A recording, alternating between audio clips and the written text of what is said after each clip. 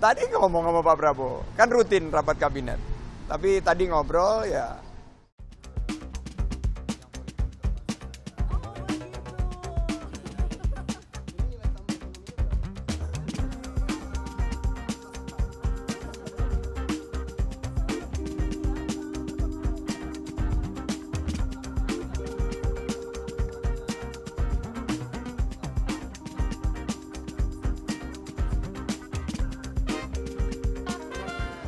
Tadi saya papasan sama Pak Prabowo.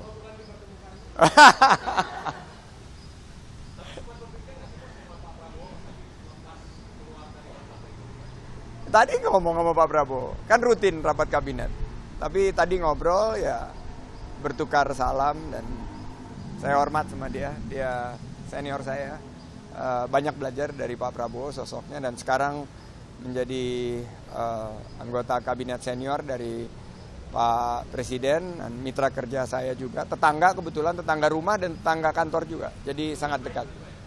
Hubungan super baik dan ya seperti senior dan junior.